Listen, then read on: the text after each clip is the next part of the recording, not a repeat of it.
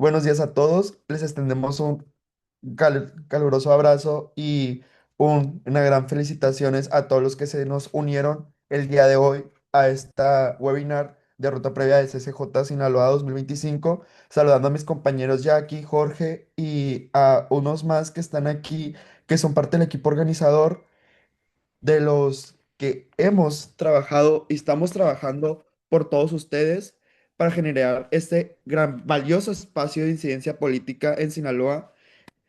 Y sin más que decir, le pido a mi compañero, el que dará lectura, el gran currículum que tiene el maestro José Saturnino, para que lo conozcamos un poco más, los que no nos conocemos, porque en lo personal yo no lo conozco, pero ya lo investigué y creo que es una persona muy importante, un académico muy responsable en lo que hace, un académico sorprendente. Y, plebes, hay que aprovechar estos espacios que se nos brindan, ya que como bien saben, la CCJ no es un espacio de lucro y muchos de los maestros tampoco lucran con el espacio que nos están dando y hay que aprovechar lo que nos regalan. El conocimiento es algo valiosísimo. El que sabe no vive en la ignorancia y por eso puede enfrentarse a las cosas que nos vienen en el futuro. Creo que Ramón iba a dar lectura al... Sí, buenos días a todos. Me presento, soy Ramón y yo les daré la semblanza, la lectura del increíble currículum que tenemos con el profesor José Saturnino Díaz. Pues él se, tuvo la licenciatura en biología en el área de ecología y botánica en la Escuela de Biología de la Facultad de Biología de la UAS y pues ha tenido doctorado en ciencias de biotecnología en el CDI del Instituto Politécnico Nacional aquí en Sinaloa. Entre las actividades más destacadas que tiene el profesor pues es profesor de más de 15 asignaturas diferentes en la Facultad de Biología desde 1994 hasta la fecha. Ha impartido más de 35 conferencias a estudiantes de bachillerato, licenciatura y posgrado. Además de que ha participado en las publicaciones de revistas, libros de distribución estatal, nacional e internacional, además de que ha sido organizador de diversos eventos académicos en la Universidad Autónoma de Sinaloa y en conjunto con el Estado de Sinaloa. También es expositor de temas de diversos relacionados con los recursos vegetales, educación ambiental, además del cuidado del agua, la biotecnología y otras cosas. También es miembro del Comité Técnico para la Colaboración del Plan de Ordenamiento de la Escalera Náutica del Mar de Cortés, así como del Ordenamiento Ecológico Costero del Estado de Sinaloa y de la Sierra de Sinaloa, además de que también forma parte del Ordenamiento Ecológico Costero del Estado de Campeche. También es miembro del Comité Técnico Editorial para el Atlas de la Diversidad y los Ecosistemas Sinaloenses publicados por el Colegio de Sinaloa.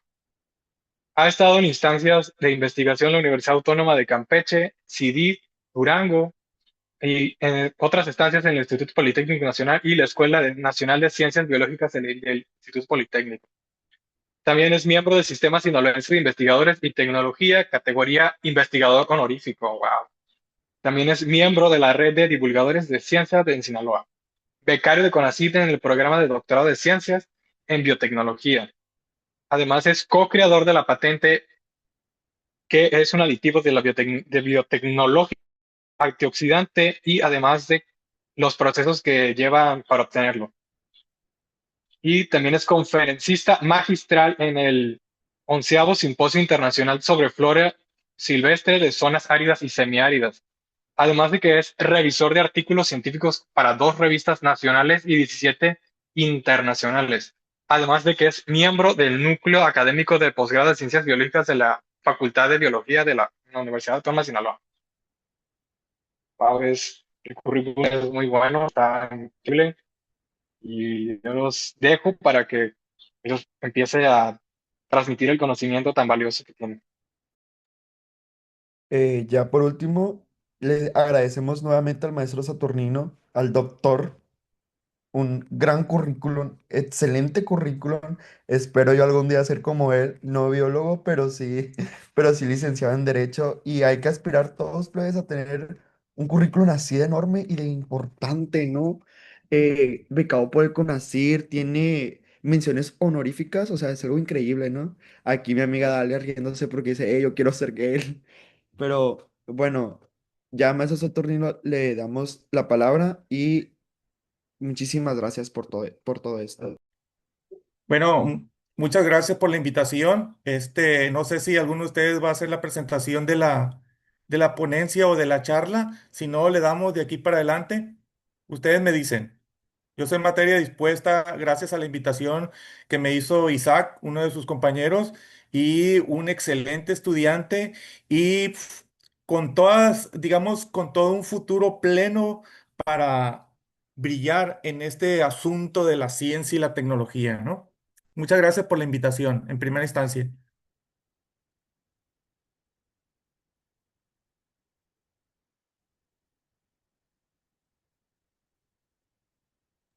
Nomás le pediría aquí que pusiera la presente pantalla para presentar ya formalmente cuál es el tema que vamos a estar tocando el día de hoy.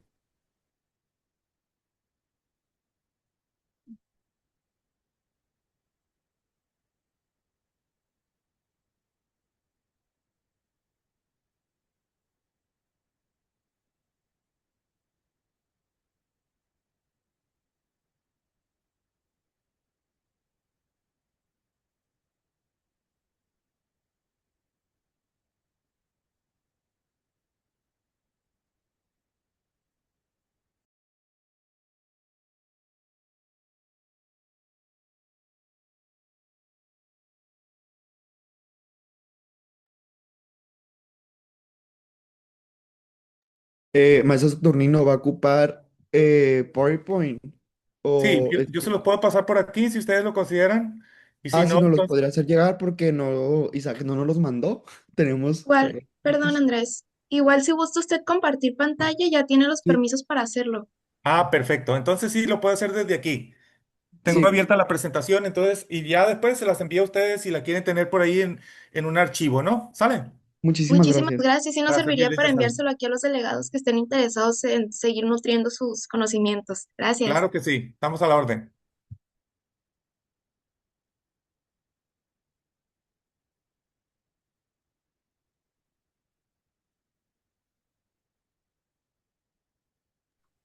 Paréntesis rapidísimo, delegades, vamos, para los que tengan preguntas, las pueden ir mencionando en el chat, yo las voy a ir recopilando y al final, pues las vamos a compartir, ¿no? Entonces, para que no se les olvide sus preguntitas y pues las vayan poniendo ahí. Igualmente agregarles que a la mitad de la sesión les estaremos enviando por el chat el link de asistencia para que estén al pendiente. Esto es muy importante porque recuerden que es parte de lo que se tomará en consideración para seleccionar a los 5 delegados que nos van a representar en la LCOI. Gracias. Ahora sí, doctor, todo suyo la ponencia. A ver, muchas gracias. Bueno, ¿qué es lo que vamos a platicar entre todos, yo principalmente, el día de hoy? Vamos a hablar un poquito sobre lo que es la acuacultura, la agricultura, los aportes que tienen esas actividades productivas en el sentido de aportarnos a nosotros los alimentos que consumimos en el día a día. De tal manera que nosotros tenemos que ver cómo se producen y qué tipo de alimentos nos aportan esas dos actividades, pero cuáles son las perspectivas que tienen estas actividades productivas ante la amenaza del cambio climático. Platicamos un poquito del cambio climático pero lo vamos a vincular entonces a esa actividad productiva y a las condiciones naturales que tiene el estado de Sinaloa para esa capacidad tan importante, ¿sí? Que tiene en el aporte de alimentos para la estabilidad alimentaria o la seguridad alimentaria, que mucho se habla de ella, ya no solamente en México, ¿no? Sino que se habla a nivel mundial, dado que las poblaciones humanas estamos creciendo día con día, pero no solamente eso. Estamos viviendo más tiempo los humanos de tal forma que la alimentación, pues, tiene que ir también creciendo en términos de productividad, ¿no? Voy a cambiar un poquito la pantalla y ustedes me dicen ahí si ven los cambios.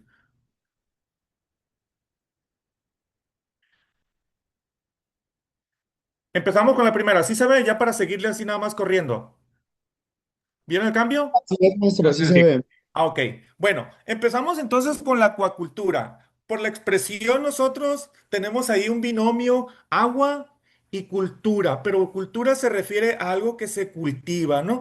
En ese sentido, nosotros tenemos que entender que es algo que se va a realizar en el agua. Y esta actividad se refiere básicamente a cultivar y crear organismos marinos o de agua dulce, porque la acuacultura tanto se puede desarrollar en la mar, como también se puede desarrollar en los arroyos, en las lagunas, etcétera. Donde tengamos nosotros entonces una película de agua, ahí podemos desarrollar nosotros diferentes organismos. Y de tal manera que la acuacultura se basa en tener el ambiente controlado, ¿sí? En todos los sentidos, es decir, la cantidad de oxígeno disponible en el agua, la cantidad de sales, la temperatura y la cantidad de organismos que se tienen que integrar, ¿sí? A este sistema y el alimento que se le tiene que dosificar y hacia dónde van a ir los residuos, ¿sí? De esos organismos. Pero no solamente eso, ustedes deben de saber que también esos organismos cuando están hacinados, entonces están sufriendo de una situación de estrés, ¿sí? Por estar tan juntos los unos de los otros y algunos se enferman o son, digamos, susceptibles de ser atacados por diferentes microorganismos, en este caso muchas bacterias y virus que suelen ser los que agreden mucho a peces, moluscos, crustáceos, etcétera, ¿no? Entonces, en esa actividad se aplican diferentes técnicas, técnicas de salud, técnicas alimenticias, ¿sí? Técnicas de cuidado del agua, de saneamiento, etcétera. De tal forma, entonces, que vemos nosotros que la acuacultura, pues es una actividad compleja, bastante compleja y que requiere del gasto de muchísimos recursos que tienen que ver con espacio, que tienen que ver con naturaleza, ¿sí? Y que tiene que ver con actividades humanas. Todos los días se gasta energía en forma de energía eléctrica para bombear el agua, ¿sí? En forma de luz para tener constantemente el personal funcionando, en forma de combustibles, etcétera. Entonces, es una actividad productiva tan común como lo es la agricultura. ¿Qué organismos vemos nosotros que nos llegan a la mesa de manera particular? Pues nosotros, los sinaloenses sobre todo, somos una sociedad muy dada al consumo de crustáceos y dentro de esos crustáceos el camarón tiene una importancia fundamental. Y, pero no solamente se cultiva camarón, sino que también se cultivan eh, lo que son las jaivas o cangrejos que les dice a algunas de las personas. Para nosotros en Sinaloa son jaivas, ¿sale?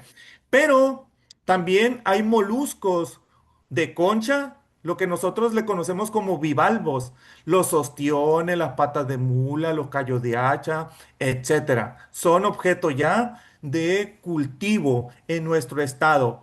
Y, pero también nosotros sabemos o tenemos que saber que también se cultivan peces, ¿sí? De diferentes especies, pargos, lobinas, robalos, mojarras, etcétera. Y lo van a ver ustedes o lo pueden ver en la zona costera, pero también en presas y lagos en el amplio campo hídrico que tiene el estado de Sinaloa. Ahora, otra de las cosas que en la actualidad están tomando auge, ya no solamente en Sinaloa, sino que han tenido un auge brutal en otros lugares del mundo como China, Corea, Vietnam, el Japón, es la acuacultura de algas, ¿sí? Aunque nosotros no dependemos directamente de ellos ni las consumimos, salvo ahora en el sushi, pero como el sushi se está extendiendo mucho en términos de moda, como una forma de consumo, como un alimento disponible, ¿sí? Entonces, la cantidad de algas que se producen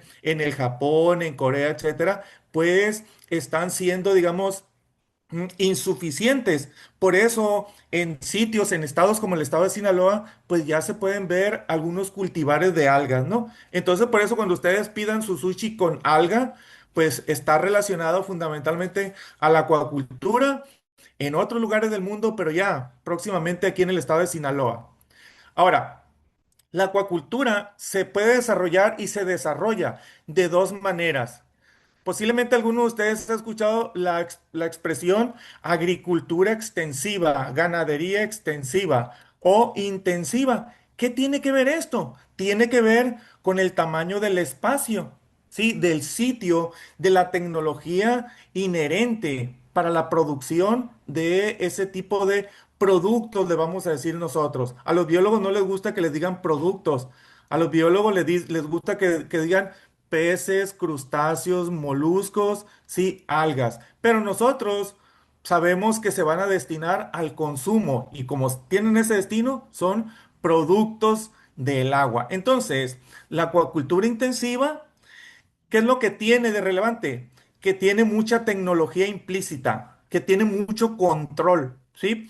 Todo lo que es la calidad del agua y que la calidad del agua tiene que ver con lo limpia que esté, ¿sí? Con un pH controlado, con una oxigenación también constante, con una limpieza de todos los días, ¿sí? De tal forma que en un espacio que nosotros podemos considerar eh, reducido, se tiene un control enorme para la producción. Y luego, ¿qué es lo que sucede con la producción? Si la comparamos con el ambiente natural, que la producción es muy alta, ¿sí? Y también otra cosa, es de muy alta calidad. Por eso entonces en Sinaloa la producción acuícola de camarón específicamente va destinada a mercados internacionales, pero también nosotros podemos gozar de ese producto, al menos los que pueden. Pero ¿qué sucede con la acuacultura extensiva? Esta está más vinculada al ambiente natural. Se hace en espacios grandes. Y ahí el control también se trata de mantener un control, sin embargo, está más, digamos, expuesto a las condiciones del ambiente. Si hay una lluvia poderosa, si hay un ciclón, ¿sí? Si hay un aumento de temperatura enorme, si de repente en el océano se produce un fenómeno de marea roja, pues ese ambiente de acuacultura extensiva pues se va a ver muy afectado, ¿no? Porque el hombre no tiene la capacidad para controlar esos fenómenos. Y entonces, ¿qué sucede con la producción? Pues la producción, si bien es de todos los días, la producción es baja. Entendemos entonces la diferencia de lo que es extensivo e intensivo. Ahora, ustedes podrían preguntar, bueno, ¿y cuál de las dos afecta más al ambiente? Ya lo pueden hacer al final y platicamos sobre esa parte, ¿no? O si tienen alguna pregunta previa, lo pueden hacer. Ahora, ¿en qué ambientes nosotros observamos que se realiza la acuacultura aquí en Sinaloa? Pues si nos venimos nosotros desde la parte más alta, desde lo que es la Sierra Madre Occidental, hacia la zona costera, pues vamos a tener las presas, donde tenemos una acumulación de agua bastante, o teníamos, o bien tenemos capacidad para almacenar bastante agua. Actualmente sabemos nosotros ya que la disponibilidad de agua está muy reducida, ¿no? Pero también hay lagos o lagunas costeras. La diferencia entre los lagos y las lagunas es que los lagos siempre van a ser de agua dulce y las lagunas pueden ser mixtas, de agua salada, de agua salobre o bien de una concentración alta de sales minerales, ¿no? Y luego están los esteros, que algunos, los de Sinaloa, sobre todo, que son de la zona costera, pues conocen como esos canales, ¿sí? Que se dan entre los manglares y que se introducen a la parte continental desde el mar. Y son, digamos, algunos los confunden con los remansos. ¿Qué son los remansos? Es donde el agua se ralentiza, ¿sí?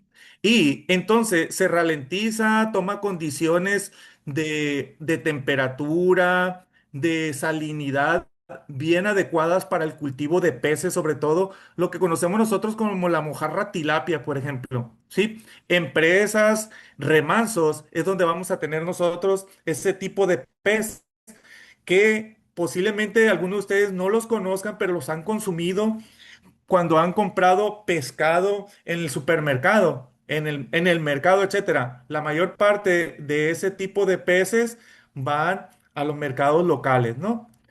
Entonces, pero ¿qué es lo que aporta la acuacultura a la alimentación nacional? Nosotros, por lo amplio de nuestro país, pues tenemos diferentes gastronomías, vamos a decir. La gastronomía, básicamente, es el estudio de los métodos de preparación de los alimentos y los alimentos disponibles, ¿no? De tal forma, entonces, que para nosotros los de Sinaloa, los peces, pues son súper relevantes. Pero vayan ustedes a Campeche, ¿sí? Donde los pulpos son bastante, digamos, consumidos. Los peces también, ¿no? Pero lo que para nosotros el pulpo no significa algo tan relevante, pues resulta que en el estado de Campeche, pues sí lo es, ¿no? Entonces, en cada lugar del país nosotros tenemos diferentes formas o diferentes productos de origen acuícola, a los cuales le damos la relevancia, digamos, pertinente. Hacia el 2023 la acuacultura produjo casi 1.900.000 toneladas de productos acuícolas, ¿sí? De tal forma que eso nosotros lo tenemos que ver en términos de la derrama económica, ¿sí? Es decir, ¿qué es lo que nos aporta a nosotros en recursos? Posiblemente nosotros podemos pensar que, bueno, sí que se produzcan peces, mariscos, etcétera, pero entender que eso que se produce va a ser objeto de venta nacional e internacional y se va a reflejar en los ingresos del Estado. Y el Estado va a destinar esos recursos entonces a las diferentes, digamos, actividades que se requieren en nuestro mundo actual, ¿no? A la educación, a la salud, ¿sí? A la construcción de carreteras, etcétera. De tal manera que nosotros no somos ajenos, ¿sí? A ese tipo de actividad. Nosotros nos vemos beneficiados, aunque pensamos que son otros los que se llevan la tajada, ¿no? En realidad es el beneficio social que nosotros tenemos que ver.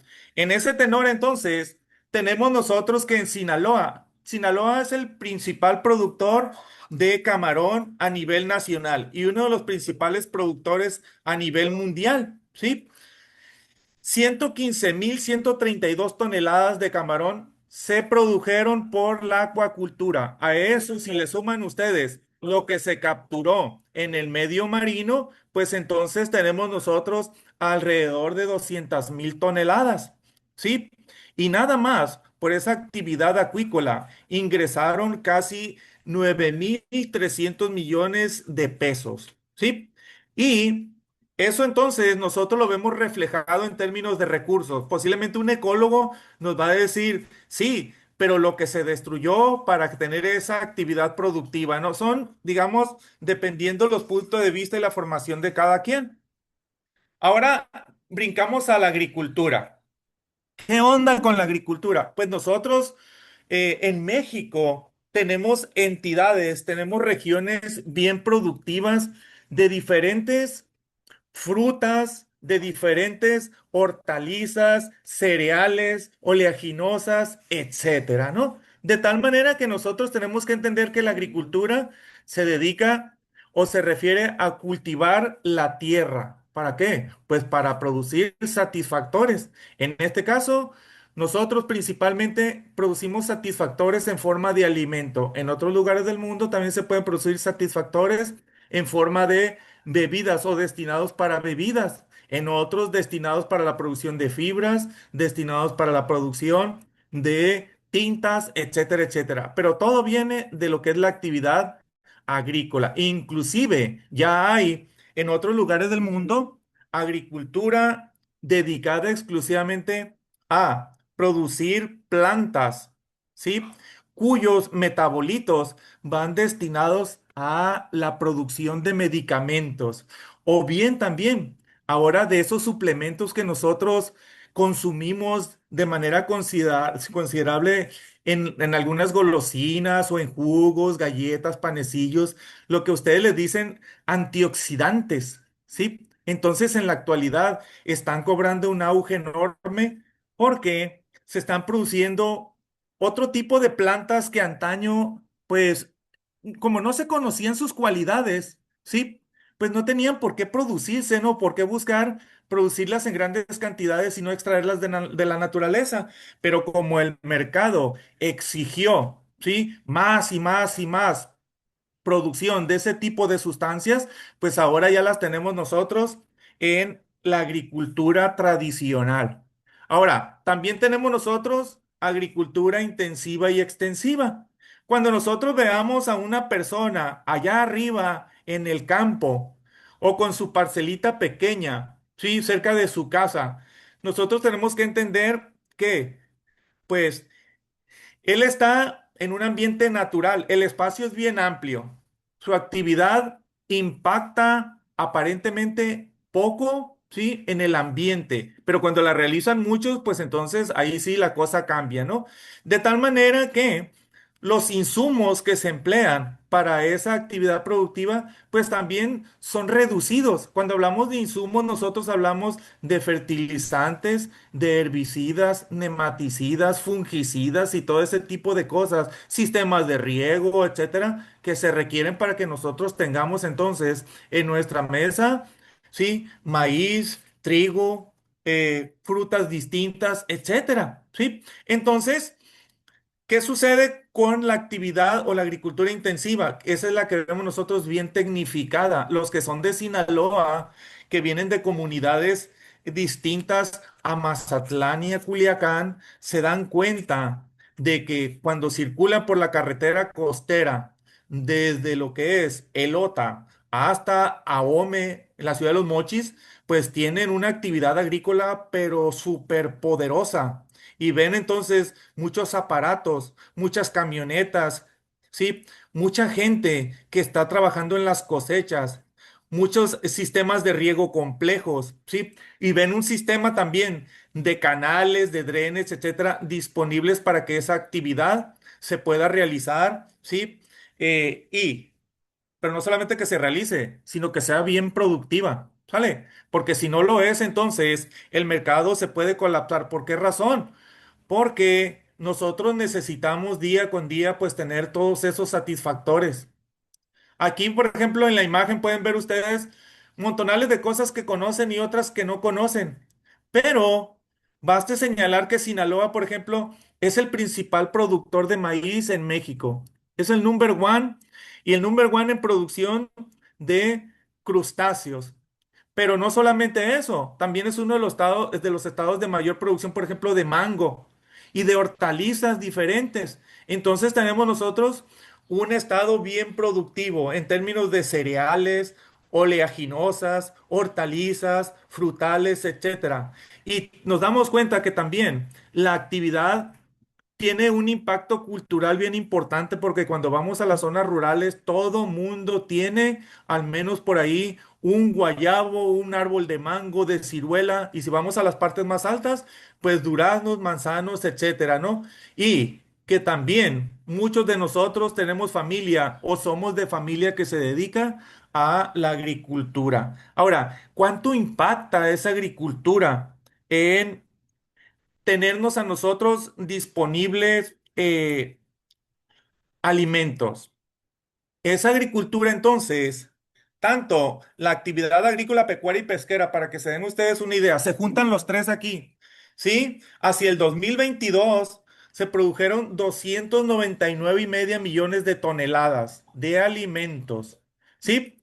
Al 2023 bajaron alrededor de 298, 299 millones de toneladas. Nosotros no llegamos a consumir, ¿sí?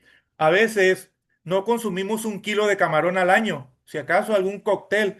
A veces no consumimos nosotros más de 10 kilos de maíz, ¿sí? Pero vamos nosotros entonces dándonos cuenta de que consumimos carne, consumimos verduras, etcétera. Todo viene entonces de el ambiente rural, ¿no? Ahora, si vemos nosotros, ¿sí? Hacia el 2023 hubo una reducción en términos de la producción, que no fue mucha, no fue muy impactante.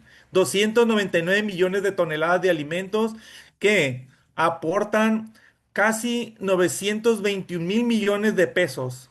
Es un mundo de dinero, pero recordemos que todo ese dinero, ¿sí? solamente es por actividades pecuarias, que quiere decir de producción de alimentos. Y para 2024 se estimó una producción de 293 millones de toneladas. ¿Qué pasó aquí? Que se redujo la producción, ¿sí? 1,9% menos. Pero ahorita vamos a practicar un poquito por qué se redujo la producción y por qué las predicciones para el 2025 son también de reducción, vinculadas precisamente a este fenómeno del cambio climático. ¿Sí? Y aquí podemos ver nosotros en esta imagen los estados que más ingresan recursos en términos de millones de dólares. Eso solamente en el primer semestre del año 2024. Michoacán, por producción, un tipo de producto fundamental que nosotros tenemos en la mesa y quisiéramos tener todos los días, pero si fuéramos nosotros nada más los mexicanos, no, pues qué padre, pero resulta que en los Estados Unidos tiene un mercado enorme y es el aguacate, ¿no? Entonces, solamente por digamos, ese producto, Michoacán tiene un ingreso enorme, pero Sinaloa le sigue, al menos en ese primer semestre del 2024, con más de 1,000 millones de dólares, ¿sí? En el primer semestre. Acuérdense que son 2 semestres en el año, ¿no? Entonces, 1,000 millones de dólares multiplicados por dos, pues podríamos tener nosotros 2,000 millones de, como dicen los chavos ahora, de cueros de rana. Multiplican ustedes por 20, pues entonces les da una cantidad de recursos enormes destinadas exclusivamente para el estado de Sinaloa. Ahora, ¿por qué Sinaloa es tan productivo? ¿Qué lo vuelve productivo? Vemos nosotros en la actualidad y lo ven ustedes porque son la generación joven, una infraestructura bien compleja, un sistema de carreteras, un sistema de riego. El sistema de carreteras nos permite a nosotros distribuir, ¿sí? Los productos, pero no solamente eso, desplazarnos hacia esos sitios donde se producen esos alimentos, ¿no? Pero de manera natural, el estado de Sinaloa tiene una vocación ambiental bien interesante, que tiene la Sierra Madre Occidental en las colindancias con Durango, ¿sí? Y tiene una llanura costera. La Sierra Madre Occidental primero es una región montañosa. Allá llueve en las laderas que están hacia la vertiente del Pacífico, pues llueve un montón. Ahora, esa agua entonces escurre hacia las partes bajas. Nosotros tenemos la parte más plana en algo que se llama llanura costera, que ven ustedes aquí de color verde, ¿sí? Esa llanura costera viene desde la parte central de Sonora y es la región más productiva de México. ¿Por qué? Porque con el paso de millones de años se han venido acumulando cantidades enormes de detritus, de materia orgánica, la vamos a poner nosotros, de suelo fértil y un suelo fértil bastante profundo. Y para que ese suelo fuera productivo, pues se tuvo que eliminar natural. Pero ¿qué es lo que observan ustedes cuando escurre el agua de las montañas hacia las partes bajas? Esa agua conduce también nutrientes, calcio, sodio, potasio, nitratos, carbono, etcétera, y lo deposita todo en la zona litoral, en el valle. Por eso entonces nuestro valle es bien productivo, pero si ustedes le suman que tenemos 11 ríos y un montón de presas, pues entonces el estado de Sinaloa pues no tenía por qué no ser productivo, ¿no? En cualquier lugar del mundo pues cualquier país quisiera tener esos atributos naturales. Además de que tiene 11 ríos, tiene cercanía con el océano, ¿sí? De tal forma entonces que todo eso se convierte en un ambiente bien propicio para la producción de la actividad acuícola, ganadera y agrícola. ¿Sale? Es decir, que la naturaleza ha sido pródiga con el estado de Sinaloa y ahora nosotros vemos un poquito por qué, ¿no? Ahora, entramos entonces, ahora sí, a la cuestión del cambio climático, que es lo que ustedes, ¿sí? Están, digamos, más interesados por pertenecer a este grupo. El cambio climático, nosotros entendemos que es una variación a largo plazo de las condiciones del clima, que tienen que ver con temperatura y patrones de precipitación. Pero ¿qué otra cosa tenemos nosotros aquí? Que vemos que el cambio climático nos está afectando, pero macizo, ya lo comentaban en las preguntas iniciales que se estaban haciendo entre ustedes. La sequía, el estrés hídrico, alguien comentó por ahí. Entendemos nosotros, sí, el estrés hídrico pues se da tanto por la falta o escasez de agua, pero también puede provocar estrés hídrico pues una cantidad enorme de agua que esté en un lugar determinado, ¿no? Todos tenemos nosotros límites máximos y límites mínimos, un intervalo de tolerancia, pero hay un intermedio en el cual nosotros estamos al 100, como dicen aquí en Sinaloa. Eso es lo que quisiéramos nosotros que siempre permeara en términos ambientales, no solamente en Sinaloa, sino en el mundo, ¿no? De tal manera que es lo que vemos nosotros, que lo que ha sucedido en los últimos 3 años, el régimen de lluvias al que estábamos acostumbrados con esa cantidad, ese volumen de precipitación que se ha visto disminuido constantemente. Ustedes posiblemente no reciban los boletines de humedad relativa, de precipitación mensual, anual, que se presentan aquí en México.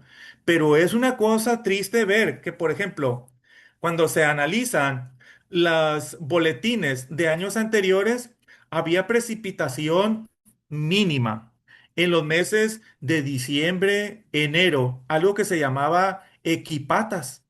Ustedes y yo ya tenemos como 3 4 años sin equipatas. ¿Y qué tiene?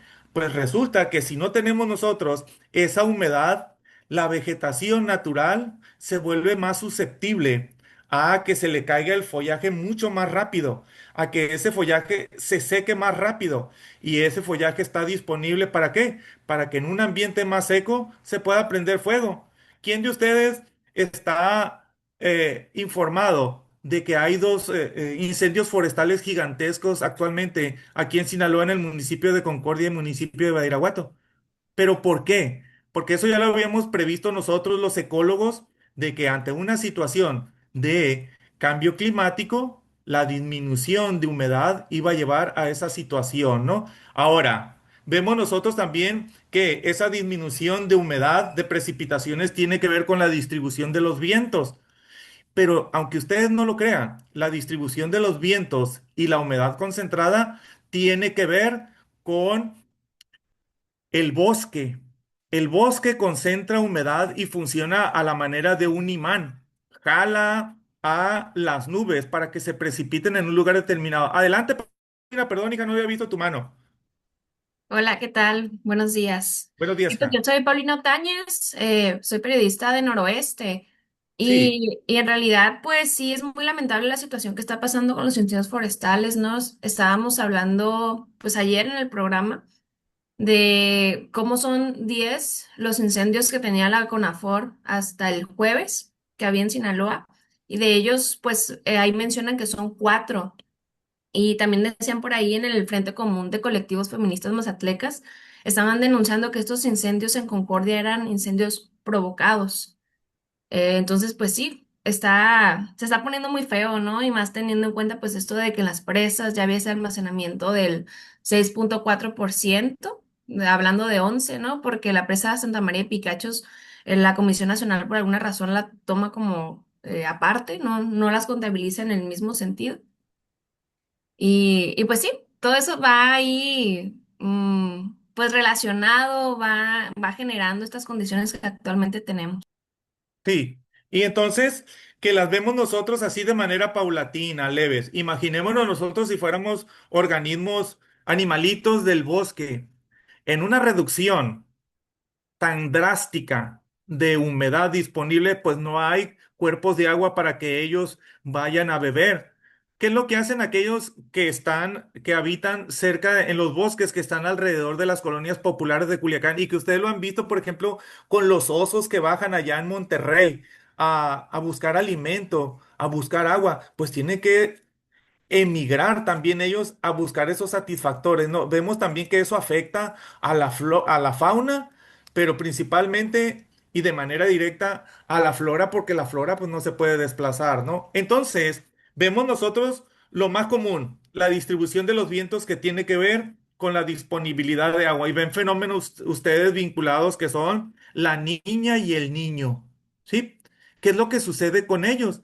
Pues que el niño es húmedo, la niña es seca para nosotros, de tal manera que cuando hay predicciones de un año niño, pues nosotros vamos a tener humedad y podríamos tener mucha y tan excesiva que después en algunos sitios nos podríamos inundar, ¿no? Ahora, pero también entender que esa humedad, esas precipitaciones tienen que ver con algo que se llama corrientes marinas, ¿sí? Que las corrientes marinas normalmente no las vemos nosotros vinculadas a la humedad, a lo que se precipita en un lugar determinado, pero en realidad son las que desplazan las masas de agua.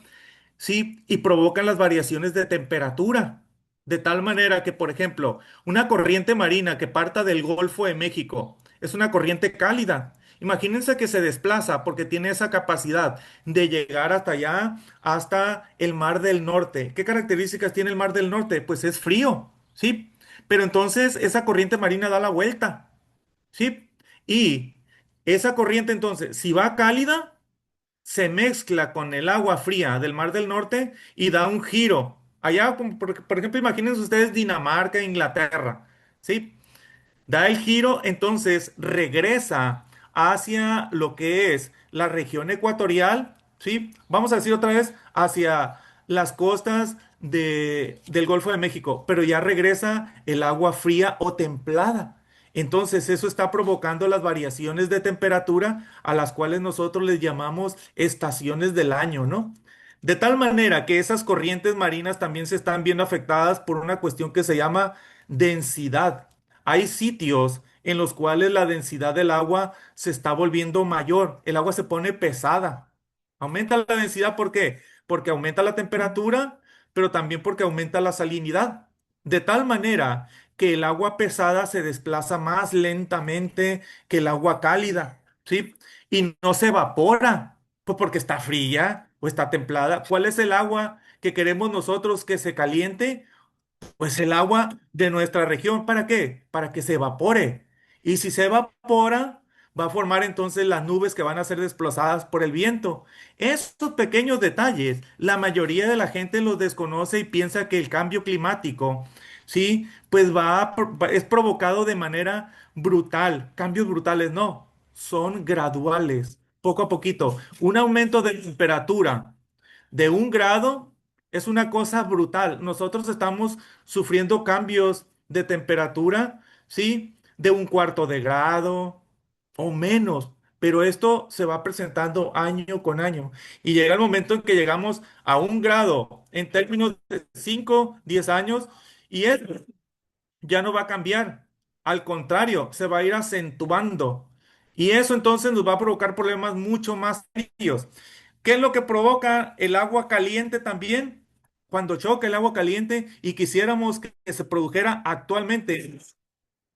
Déjenme, aquí tengo a un can bastante batalloso, que es mi compañerito. Es muy bravo.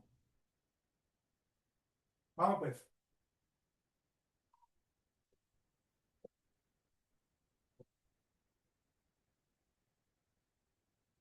Ok.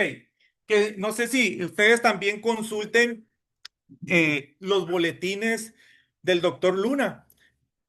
Que el doctor Luna ya tiene rato, tiene como un mes, hablándonos de la posibilidad de que se forme el ciclón Alvin. Y yo todos los días que lo leo, se me estira la cara como si fuera de plástico porque estoy esperando que Alvin se forme, pero ya, de volada, ¿sí?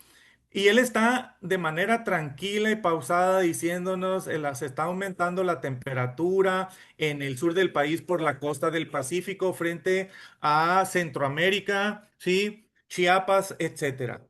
Eso es gradual, es pausado. Nosotros quisiéramos que esos fenómenos se presentaran de volada por la situación en la que estamos actualmente de estrés hídrico. Y eso es producto del cambio climático. Ustedes escuchan, por ejemplo, al presidente Trump.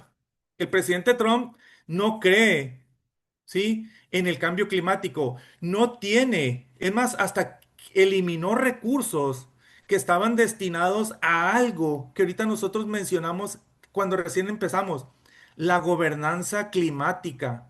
Él, todos los recursos que había disponible para ese fenómeno, para todas esas cosas de inundaciones, de ciclones, de torbellinos que se presentan en los Estados Unidos, ¿sí? Eliminó los recursos. Y aquí en México, ¿sí? Los regímenes actuales también. Nosotros o ustedes, que son la masa juvenil, que se está enterando de estas cosas, tienen que hacer presión cada vez más en los gobiernos locales, con los que tienen más contacto, los gobiernos estatales, y si se puede, a nivel federal, para que destine recursos para que se estudie, ¿sí? Se prevengan situaciones vinculadas al cambio climático, porque entre más información nosotros aportemos, mayor capacidad, ¿sí? De deducción, de fundamentación tendrán aquellos que se dedican a administrar los recursos que todos aportamos, ¿no? Ok, entonces nosotros estamos acostumbrados y los políticos también lo quieren ver así, ¿sí? Que el cambio climático provoca esto. Esto ya está, se ha presentado durante millones de años en el planeta Tierra, ¿sí? El problema es de que nosotros hemos llegado a diferentes lugares del planeta y hemos colonizado, de tal manera que hemos cambiado las condiciones naturales de ese ambiente.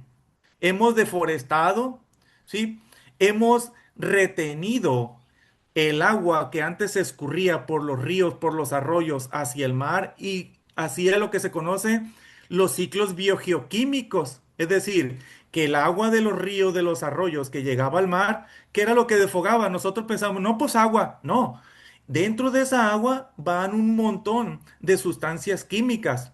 Por eso se llaman ciclos biogeoquímicos. Están vinculados a los factores geológicos, edáficos, climáticos que tiene el planeta con el agua, con el viento, con las precipitaciones y con sustancias químicas, porque todos las requerimos. Y nosotros vemos nosotros ese símbolo constante de recicla, recicla. La naturaleza lo hace. Sí, de tal manera que, ¿qué es lo que sucede con los políticos? Los políticos quisieran ver que los fenómenos se presentaran así para tomar decisiones. El problema es que cuando ya vemos nosotros cosas que están así, eso ya no tiene lucha. Si ustedes van a las loberas arriba en Concordia y se dan cuenta de las condiciones que tiene el bosque en el manto, que está reseco, el manto son las hojillas de los pinos.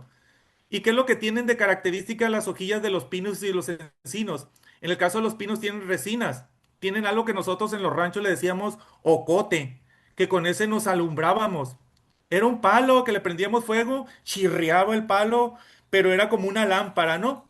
Y las hojas de los encinos son duras y coriáceas, pero cuando se secan, prenden como si fueran, como cuando ustedes le prenden a su estufa, ¿sí? De tal manera que cuando eso sucede, ya no hay quien lo detenga, salvo la misma naturaleza por cuestiones que tienen que ver con la orografía. Va a llegar un momento que se va a detener, como lo vieron ustedes en el caso de los incendios en Los Ángeles, ¿sí? Pero hay otros que son mucho más graves. Si vemos nosotros la imagen que está en la esquina superior derecha, que vemos un puente y todo seco la presa, vayan ustedes en un momento que tengan oportunidad y visiten cualquier presa del estado de Sinaloa, la que ustedes escojan. Va a tener, ¿sí? Una ausencia casi total de agua. Y van a ver entonces un panorama similar a esto. Las canoas de los pescadores, ahí van a estar tiradas encima del lodo, ¿sí? Ahora ni siquiera se formó Narnia, como dicen aquí los del municipio de Culiacán, ¿no? Entonces, fenómenos como estos, nosotros los vamos a ir viendo de manera más constante. En algunos sitios, precipitaciones que eran escasas, pues van a abundar porque se está dando entonces un cambio total a las condiciones climáticas. Pero ¿a qué lleva eso? Eso lleva entonces a situaciones caóticas. Y lo estamos viendo nosotros en la actualidad, que es cierto que por cuestiones también, digamos, de violencia social, hay mucha gente que se tiene que desplazar a otros lugares del mundo, a buscar trabajo, a buscar un sitio donde esté más tranquilo, donde sus hijos puedan vivir, estudiar, etcétera. Todos quisiéramos eso, ¿no? Pero cada vez hay más gente que está migrando por diferentes razones. Ahora, la gente también está migrando por este tipo de situaciones vinculadas al cambio climático. Pero entiendan ustedes que el cambio climático no es de destrucción inmediata, sino que ha venido siendo, sí, pausada y paulatinamente volviéndose cada vez más complejo. Nosotros, año con año, hemos estado avisando de las reducciones de el caudal o el volumen de agua en las presas, de otros fenómenos que tienen que ver con el desplazamiento de ciertas especies que le llamamos nosotros exóticas invasoras. Y nosotros aquí en Culiacán tenemos un paisaje que para muchos es hermoso, pero para nosotros los biólogos es un paisaje que es producto nada más y nada menos que del cambio climático y que tiene que ver con el lirio acuático. Y hay un pez que es amiguito del lirio acuático, que es el pez plecos. ¿Sí? Entonces se juntan ellos y lo que teníamos nosotros en términos naturales, pues se junta el aspecto biótico con el aspecto climático y entonces ahora sí el asunto se vuelve caótico. Y dejo esta abierta para el estado de Sinaloa para que nosotros entonces sepamos, platiquemos un poquito, ¿sí? Sobre qué es lo que nos pinta el futuro. Tenemos escasez de agua y bien acentuada. ¿Cuáles son las predicciones para la acuacultura? Pues las predicciones para la acuacultura es que esta sequía, ¿sí? Conlleven a que se extraiga más agua del medio marino. Pero ¿qué estamos haciendo nosotros hacia el medio marino? Le estamos liberando mayor carga orgánica, mayor cantidad de basura en nuestros residuos de día con día. ¿Sí?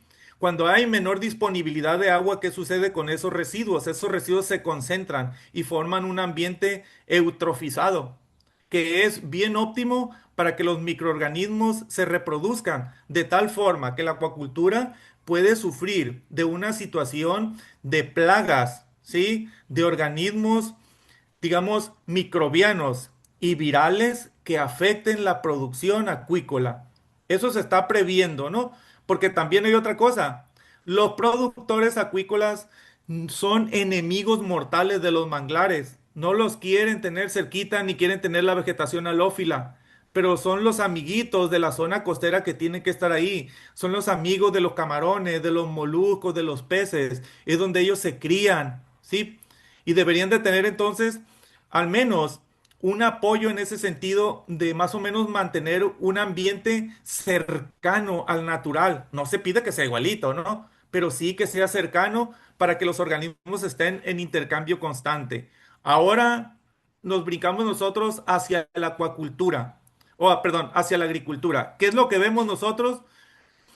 Que el gobierno nos dice, se van a reducir las cantidades de agua disponibles para riego, de tal forma que si eso se reduce, ¿qué va a suceder con lo que se tenía planeado en años anteriores para producir en términos de alimento? Pues también se va a tener que reducir, porque el agua no es suficiente para el riego, ¿sí? Por lo tanto, si yo tenía destinadas 500,000 hectáreas, pues voy a tener que disponer de 250,000, es decir, una reducción del 50%. Pero tengo que entender que si se reduce el 50% de área destinada a los cultivos, la producción, ¿qué va a suceder con ella? Pues también se va a reducir, ¿no? Y los ingresos en términos de recursos, ¿qué va a suceder con ellos? Aquellos con los que estamos nosotros acostumbrados para tener subsidios a la salud, subsidios al transporte, subsidios a la educación, pues también se nos van a reducir. Nosotros tenemos que pensar entonces de manera global y, créanlo o no, pero más del 60% de los sinaloenses con poca o nula conciencia le están rezando actualmente a Tlaloc para que se haga presente lo más pronto posible. El calor que nosotros sufrimos es lo de menos, sino que hay que ver en el futuro qué es lo que va a suceder, ¿sí? Con nuestra sociedad. Aquí lo dejo para que nosotros abramos un impas sobre preguntas y comentarios que ustedes tengan, ¿no?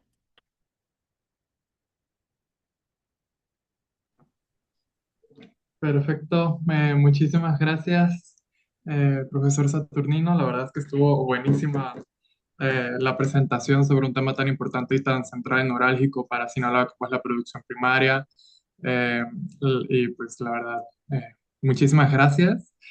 Hubieron muchas preguntas, entonces comenzaría con Paulina Otañez. No sé si gustarías que mencionara las preguntas que realizaste en chat o... Ok, justo. La primera pregunta. ¿En Sinaloa se cultivan algas? Si es así, ¿en dónde? Y la segunda pregunta de Paulina Otañez sería, ¿cuál es el tipo de agricultura que se da en mayor medida en Sinaloa? ¿La intensiva o la extensiva? Ok, en la primera parte de lo que corresponde a las algas, todavía está, digamos, en fase experimental. En el CIDIR Sinaloa, yo soy egresado del CIDIR Sinaloa porque ahí hice mis estudios de maestría y parte de los estudios de doctorado en el área precisamente acuícola. De tal manera que teníamos un proyecto que podía impactar de manera positiva en la producción de sobre todo de las macroalgas dentro del grupo de las algas pardas para la producción de fucosantina.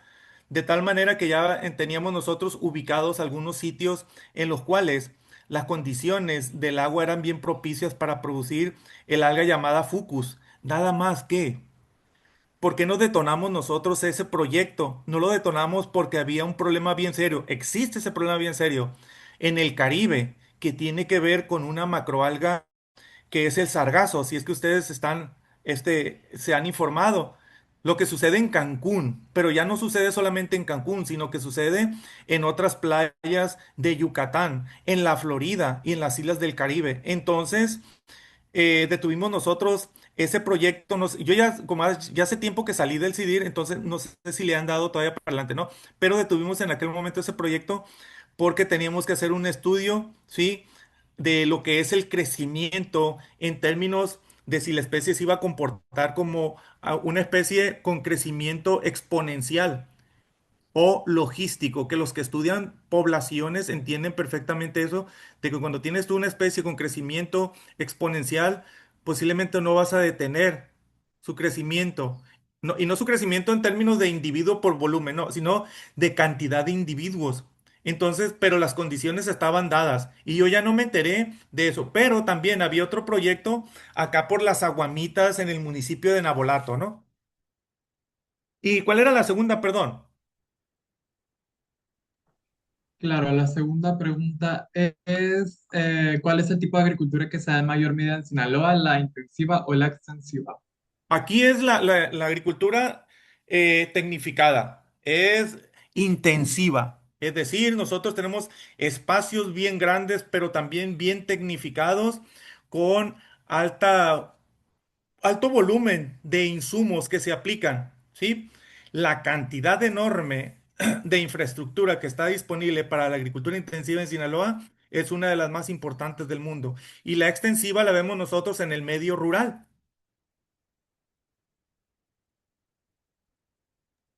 ¿Puedo comentar algo al respecto? ¿Y adelante? Bueno, yo no Eh, soy el moderador, pero adelante. Bueno, en la conferencia anterior, también José de Esa nos mencionaba que el 70% del agua que hay en las presas se utiliza en la agricultura. Entonces, pues sí me estaba comentando que la mayor parte de la agricultura que hay en Sinaloa es tecnificada, pues me llama la atención, ¿no? ¿Cómo es que entonces, pues pareciera que hay como un desperdicio en el que se utiliza más agua de la que realmente se requiere, pues en la producción? Sí, ahí coincido perfectamente con José y con lo que comentas, Paulina, porque si uno revisa las condiciones de los sistemas de riego, son completamente, están casi depauperadas, ¿no? Están muy afectadas, requieren de muchos remiendos, como decía la abuelita, porque en ese sistema de canales y drenes hay mucha fuga de agua, ¿sí? Y el agua que llega a, aparte otra cosa, ese sistema de canales no tiene protección, está a cielo abierto. Sí, y con el calor enorme que hace, parte o buena parte del agua este, pues se fuga porque se evapora. Pero luego que llega a los campos de cultivo con el calor enorme que hace aquí, En otro lugar del mundo se produce tanto como en el estado de Sinaloa con un sistema de riego por goteo. Y nosotros podemos ver el caso, aunque no nos guste, de Israel, ¿sí? Que tienen una agricultura tecnificada, pero con sistemas de riego por goteo. Y si ustedes observan la cantidad de precipitación que le llega a ese pequeño país, pues dicen, no podría competir nunca jamás con el estado de Sinaloa. Aparte de las presas, el sistema que tiene el estado de Sinaloa. Entonces, sí, yo coincido también con él de que una gran cantidad, más del 40% del agua destinada a los riegos, se fuga, no llega a los campos agrícolas, ¿no? Y lo otro, cuando llega, pues también se evapora una gran cantidad de él. Habría que buscar unas alternativas que ya lo hacen en algunas instituciones aquí del estado, vinculadas precisamente al diseño de sistemas de riego más óptimos. Ese riego por goteo, pero es una cuestión también que tenemos que ver nosotros que es cultural. O ustedes, por ejemplo, cuando se bañan, no le abren completamente a la llave. O no, o ponen una cubeta en la época de cuando hace frío aquí, o ponen una cubeta antes de que el agua se caliente en el sistema. No, no. ¿Por qué? Pues porque estamos acostumbrados a eso. ¿Para qué voy a poner una cubeta? ¿Qué voy a hacer con esa agua? Mi esposa se ríe mucho de mí. Sí, porque inclusive hoy empecé a lavar las vasijas, ya no en el fregadero de los platos, sino en el lavadero, para recoger el agua. Y me dice, ¿con eso vas a salvar al mundo, Saturnino? No sé, le digo, pero mi corazón está más en paz. Y si eso lo hiciéramos todos cada día, entonces ahorraríamos mucha agua. Pero tú sabes, me dice que los grandes consumidores de agua son las industrias refresqueras, la actividad agrícola. Sí, pero yo como parte de la sociedad tengo una función y como un ente que cree, que sabe, entonces yo hago mi parte. Eso es lo que me corresponde a mí, por eso estoy también dándoles este tipo de plática. Imagínense que yo, en lugar de eso, sí les voy a cobrar un billete. No, es una parte de algo que nosotros estamos obligados a hacer con aquellos que forman parte de nuestra sociedad. Educarnos cada vez más y mejor para tener entonces poder de decisión. Y si lo que yo hago en mi casa impacta en mi casa, quiere decir que si otros lo hacen, va a impactar en las casas de muchos. ¿Sí? Esa es la manera entonces que buscamos nosotros educarnos, pero por cuestiones culturales, pídanle ustedes a un productor agrícola, pues que no le arroje los 500,000 litros de agua que le va a arrojar a su parcela. Pídele, oiga, señor, pero con una gotita que le esté cayendo en la base a su maíz y que esté protegido por una película plástica, esa humedad se va a mantener más tiempo. Así gasta menos agua, gasta menos dinero. No, pero están acostumbrados, es una cuestión cultural, pues también tenemos que hacer un cambio nosotros en ese sentido. Ok, perfecto. Muchas gracias. Eh, Siguiente, pues una al chat y de los que están levantando la mano y una al chat. Vamos a ir turnando. Así que ahora le toca a Ferlancens. Toda la palabra.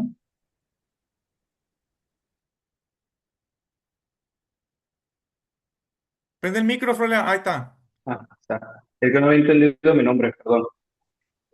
Sí, mi pregunta es, ¿qué retos ha tenido usted en sus estudios o si se ha enfrentado a cosas como, a dificultades de que, tipo amenazas o algo por hacer sus estudios? Le comento porque yo trabajé en un proyecto de acuacultura en un estero en Tigre, que era, tratábamos de hacer una agricultura sostenible en un estero. Y sí recibimos amenazas, todo por parte de ahí, ya que es una zona muy deforestada de mangle, porque alrededor hay muchísimas granjas agrícolas y cada vez están haciendo más. Entonces, yo creo que nos enfrentamos a la parte donde tú quieres hacer algo, pero allá le interfieres a alguien. Entonces, ¿cómo has sobrellevado o qué consejos nos puede dar para sobrellevar esa situación? Bueno, ahí es una cuestión más de tipo, digamos, ¿qué te diré? Social, ¿no? Yo todavía no he tenido problemas con la gente porque yo normalmente participo más como consultor. O sea, yo no participo como productor, de tal forma que eso sí, yo propongo alternativas como eso que tú comentas de hacer una acuacultura sustentable con la afectación menor que se pueda a el ambiente natural, ¿no? Y la gente es reacia. La gente de las comunidades es reacia. Los productores son reacios. Y aunque tú le hagas ver la conveniencia en términos económicos de que, ajá, de que se van, digamos, a evitar gastar más recursos. Se van a ver, por ejemplo, con esa etiqueta. Nosotros somos una empresa sustentable que ahora te gana a ti muchos adeptos y muchos consumidores, pues mucha gente acepta más ese tipo de productos. Como por ejemplo, ustedes ya están más acostumbrados a revisar en las etiquetas si es orgánico, nos dicen. Si a nosotros nos venden un huevo orgánico, ese huevo cuesta como 10 pesos la unidad. Pero nos venden un huevo de marca común y corriente que nos diga que es orgánico, el huevo nos cuesta como 2 varos. Entonces, es cierto, conlleva, digamos, un precio mayor, pero porque el producto es de mayor calidad y la gente también no lo quiere ver, ¿no? Entonces, si tú le haces ver esos beneficios a la gente de las comunidades y a los productores, pues sí, le atorarían. Pero hay un problema también que tenemos nosotros aquí, que todavía la gente le falta educarse en el sentido del consumo de los productos de origen orgánico o de ambientes sustentables, ¿no? O que sea una actividad sustentable. Que nosotros sepamos el valor que tienen esas etiquetas.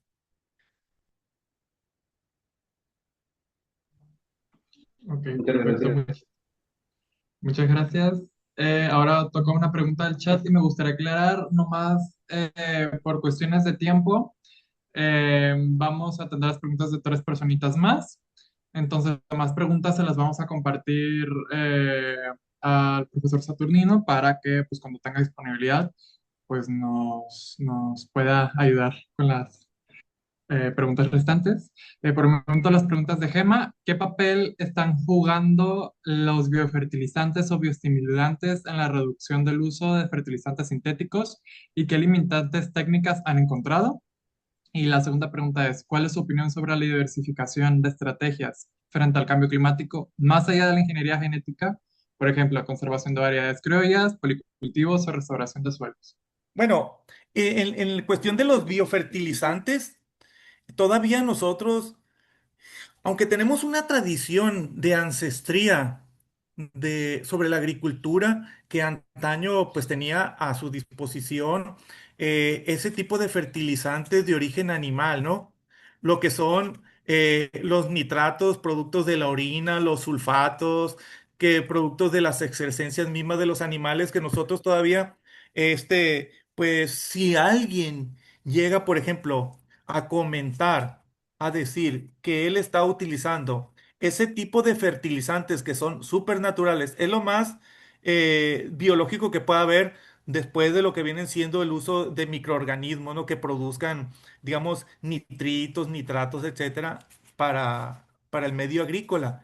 Pero todavía nosotros no hemos hecho ese cambio cultural. ¿Sí? ¿Por qué razón? Porque son caros para el productor, ¿sí? Y porque están poco disponibles, y por ello, como son caros, están poco disponibles en los comercios locales donde normalmente van y se surten esos productores en grande. Ellos mismos tienen ese tipo de comercios porque le venden los fertilizantes, los fungicidas, los herbicidas a otros productores en pequeño que no tienen esa capacidad, ¿no? Pero yo pienso que eso podría iniciar con ese tipo de productores que manejan recursos en grandes cantidades. El asunto es el cambio cultural. Y en el aspecto, eh, ¿qué onda con los avances en la tecnología, en la parte de la biotecnología? Claro que no le quieren perder en el avance de la biotecnología. Yo soy biotecnólogo y dentro de la biotecnología, yo, por ejemplo, al menos doy la clase de biotecnología en todos los sentidos, porque para eso me formé a nivel de doctorado. Y la relevancia que tiene el uso de digamos, de organismos para mejorar las condiciones de producción, las condiciones del ambiente, pues en otros lugares del mundo ya están en boga, ¿sí? El asunto es que nosotros también tenemos una identidad cultural. Ahora, con la introducción, por ejemplo, de variedades de maíz, de maíz, digamos, modificado genéticamente, pues nosotros si utilizamos eso, nosotros también vamos a perder identidad. Hay maíces criollos, los cuales están adaptados a las condiciones del ambiente en México, porque tenemos un montonal de variedades. Eso lo hemos dejado nosotros de, digamos, de producir. Pero es que hay que entender que también hay otra cosa. Nosotros tenemos limitantes en términos comerciales. México tiene un tratado de libre comercio con los Estados Unidos y con el Canadá.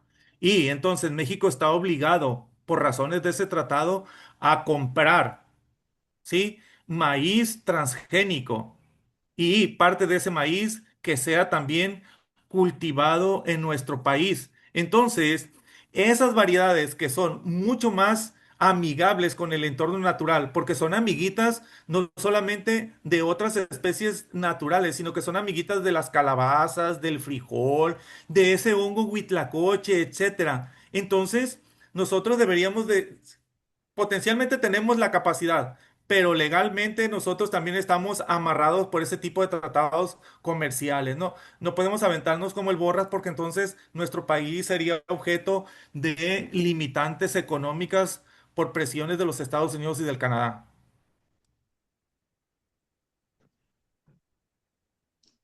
Ok, perfecto. Muchísimas gracias. Ahora, pues, ya fue una pregunta de chat. Tocaría Alexis Bastidas. ¿Te suena el micrófono? Ah, quito la mano, no sé Hola, si... hola, sí, sí la quité. Ah, Ya ok, no, ok, está bien. Perfecto. pues, hola, profe, fue como tomar otra clase suya, otra vez. De la que tus compañeros entraban poco, pero tú siempre estabas ahí. Ah, no, pues sí, sí. Y por eso te Eh, tenemos como la figura que eres, ¿no? Y te reconocemos ampliamente en ese sentido. pues gracias. Pues tengo un comentario y creo que sería bueno añadir que dentro de los sistemas alimentarios en Sinaloa también tenemos la ranicultura, que no es un sistema primario en la actualidad, pero sí lo fue el siglo pasado. Bueno, ya no lo es porque hasta donde nosotros sabemos ha habido un impacto fuerte en las poblaciones de rana toro en el norte del estado, que Sí. no sabemos exactamente por qué. Nosotros pensamos que en vez de que se les aprovecharan los canales de riego y demás, que es una especie que parece ser que aprovecha mucho eso, pues no sabemos exactamente cómo por qué, ¿no? Ha venido a la baja. Em, pero había ahí, incluso en el TEC de la UADO, había una granjita, también había una empresa gringa, según tengo entendido que todavía está, pero no sé cómo esté funcionando. Ahí en el CIDIR de WhatsApp, yo creo que a lo mejor, no sé si se enteró que también había un muchacho con un sistema allí. Acá en el CIAT de Mazatlán, y en Mazatlán había dos empresas, una ya que ya no está, pero hay una reciente para allí, para el lado de Villa Unión. Y hace poco, hace como 2 años, a mí me como para que les asesorara para poner una pequeña granja aquí en Culiacán, pero no con rana toro, sino con otra especie similar nativa de aquí. Entonces, pues es otro sistema alimentario que entra dentro de la acuicultura. Yo creo que más en la parte extensiva, ¿no? No sé si haya sistemas em, pues que estén dentro del agua. Sé que los hay para conservación, no sé si para producción, pero a mí me inquieta más que nada por estas sinergias de las que viene acompañado el cambio climático, porque esto, si bien no es un sistema alimentario primario en Sinaloa, pues sí se exporta a otros estados y de manera internacional. Entonces, aunado con lo del cambio climático, pues es una especie que impacta fuertemente en la fauna, ¿no? Y no solamente en la comunidad de anfibios, sino en otras comunidades animales y pues todos estos efectos de cambio climático, pues, bueno, yo que estudio eso, pues siento que es como potencializa, ¿no? El posible impacto que pueda tener en el ecosistema. Fíjate que qué bueno que haces ese apunte porque tenemos nosotros de manera tradicional la vocación, el ambiente del estado de Sinaloa es en la zona costera, vamos a decir en la llanura costera, es bien propicio para la producción de rana, pero tú le preguntas a los muchachos, tus compañeros, a los más pequeños y a los más grandes, ¿quiénes de ellos se han comido un taco de anca de rana? Te va a decir que ninguno, ¿no? Y que si serían, digamos, si se podrían decantar en consumir de manera común, así como un bistec, como una lonja de pescado, como un camarón, un taco de rana, pues entonces la mayoría te va a decir que no, sus asegúnes. Pero acuérdate que también está la acuacultura del cocodrilo, ¿no? Que también aquí tuvo un, Ah, un es cierto. empuje, un empuje también fuerte porque es una industria que también tiene muchos beneficios. Y a nosotros nos comentaba uno de los primeros, digamos, productores de cocodrilo aquí en Sinaloa. No me acuerdo ahorita del apellido del arquitecto, el arquitecto Rodarte, que era el que nos llevaba originalmente a las prácticas en el cocodrilario. Que no tenía pierde, que vendía todo. Vendía la carne, vendía la piel, vendía los huesos, vendía los dientes, todo tenía, sí, tenía mercado. Y eso que dices tú también es, nosotros vamos perdiendo ese tipo de alimentos tradicionales porque los vamos cambiando. También le puedes preguntar a los muchachos que están aquí que te den un stock de 10 frutas que ellos consumen. Ninguno de ellos te va a decir que come papaches, ¿sí? Que come chirimoyas de allá de la sierra o que se decanta por los guamúchiles. Van a ser muy, muy pocos. Entonces nos han modificado también a nosotros nuestra cultura, que está vinculada aquí al ambiente en el que vivimos, que soporta estas variantes y sigue siendo tan productiva, ¿no? Nada más que nosotros ya no volteamos a verla. Ahora, por ejemplo, alternativas que está presentando, por ejemplo, el biólogo Efraín Pallín, que le decimos nosotros, pues nos permiten darnos cuenta de que existe un potencial cultural en el estado de Sinaloa que nosotros hemos dejado de un lado. Podríamos nosotros también ser productores de orégano. Sí, de orégano, de frutas también del monte, pero no lo hacemos, pues volteamos a comer plátanos, manzanas, eh, este, naranjas, eso es de rigor, piñas si acaso. Y ahora entonces, con este rollo de las ranas, que yo también no me acordaba, fíjate, porque nos perdemos nosotros en ese marasmo y no nos damos cuenta de que podemos reimpulsar una industria acuícola que pueda resultar relevante porque tiene mercado, ¿sí? Allá afuera. Y si no lo consumen el cocodrilo, perdón, no lo consume el humano, tú puedes utilizar esa proteína para entonces elaborar alimentos para gatos, para perros, etcétera. Pues nosotros tenemos que tener una inventiva para integrar las condiciones naturales y obtenerles beneficio, ¿no? Con ese tipo de productos. Adelante, Ok, Sí, pues gracias, gracias. Es todo de mi parte. sale Alex. perfecto. Muchísimas gracias. Se realizaron muchísimas preguntas, de verdad. Se ve que estuvieron súper interesados en el tema y estamos bastante agradecidos por eso. Sin embargo, ya nos quedamos sin tiempo para más preguntas. Entonces, en el caso de Rodolfo y Yuleni, pues sí, pueden enviar sus preguntas por el chat para pues, poder incluirlas al listado de las demás preguntas que realizaron y se las vamos a compartir al profesor Saturnino para que nos pueda ayudar con estas preguntas que quedaron pendientes, pero muchísimas gracias, de verdad, sí hubo muchísimo interés y por su presentación, profesor Saturnino. Ah, pues qué bueno, me Entonces, da mucho gusto que les haya al menos abierto un poquito el mundo de las ideas, ¿no? Y de la conciencia, porque a veces nosotros nos olvidamos de esos pequeños detalles y no nos damos cuenta de que también participamos para mejorar o para empeorar, ¿no? ok, maravilloso, o sea, de verdad, muchísimas gracias. Entonces, pues en Plebe, eso quedamos. Ahora les voy a ceder la palabra a Almaral y ya eso es todo. le vamos a ceder la palabra a Ángela rápido, ya tiene cuestiones de tiempo y les vamos a pedir que prendan las cámaras, plebes, para tomar la foto del día. Ahorita que está Ángela, porque ahorita ella está muy, muy ocupada y para dos pájaros de un tiro.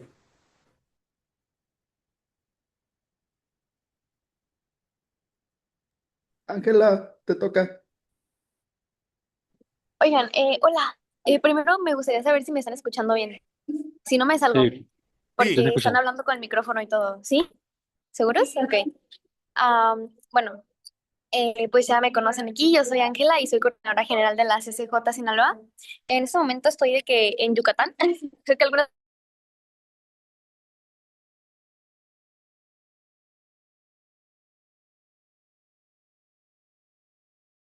Solamente se me cortó, pero Sí, la Ángela se cortó. Ahorita ella se encuentra en un evento en Michoacán o en Mérida, según recuerdo. En Yucatán, vienen A comiendo. Yucatán. A lo mejor tiene problemitas con el internet. Ángela, ¿nos puedes escuchar ya?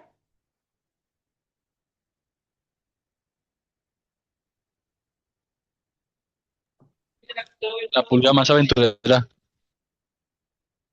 Una pulga aventurera. Problemas técnicos sinaloenses.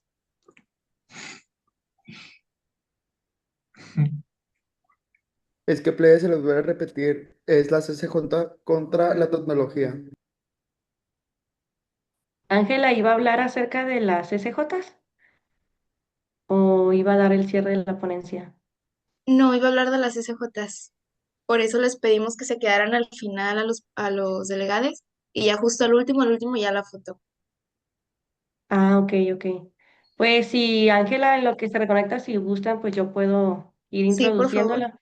Tenemos aquí una gran eminencia también, nuestra queridísima Dalia, una de las pioneras en el cambio climático infantil en Sinaloa y a nivel mundial, oigan. Entonces, dale adelante. Creo que no había tenido la oportunidad de presentarme formalmente. Muchísimo gusto, plebes. Mi nombre es Dalia, soy maestra de profesión. Estuve en la primera edición de las CCJ y fui delegada en el 2023. 2024 fungí como organizadora y este año también me encuentro. También hicimos las primeras cumbres climáticas infantiles en el mundo y ahorita pues ya tenemos representación de las infancias. Les voy a hablar un poquito sobre lo que son las SJs en lo que Ángela se vuelve a conectar. ¿Me podrías apoyar? ¿Hay más diapositivas, Jackie, o solamente es esa? No, solamente es esa. Ok, las CCJ surgen como un movimiento por parte de Naciones Unidas, ya que no teníamos una verdadera representación. Los gobiernos están acostumbrados a mandar a sus delegados para hablar sobre sus problemáticas, pero solamente llegaban a las mesas de discusión lo que los gobiernos pensaban que queríamos. Entonces, abrir este tipo de plataformas donde los jóvenes podamos expresarnos fue una manera de poder llevar un posicionamiento desde lo nacional a lo internacional de las verdaderas problemáticas de la sociedad y sus demandas. De hecho, fue un mexicano también el primero en decir que quería que se empezaran a hacer las CCJ regionales, espacios que fueran meramente para jóvenes, pero en cada estado. Al hablar de problemáticas de México, pues sabemos que México es mega diverso y cada estado enfrenta situaciones de medio ambiente súper diferentes unas a otras.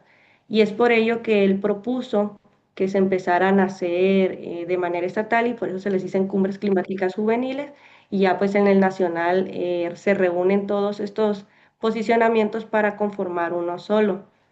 Las cumbres climáticas juveniles aquí en Sinaloa, como les comenté, comenzaron en el año 2023 y en México tienen aproximadamente 5 años, si no mal recuerdo, y fue más o menos en el año 2018 que empezaron apenas con este proceso de escuchar a las juventudes en cada país. Es muy poquito el tiempo que tenemos, la lucha ambiental siempre ha sido una prioridad de las menos para los gobiernos.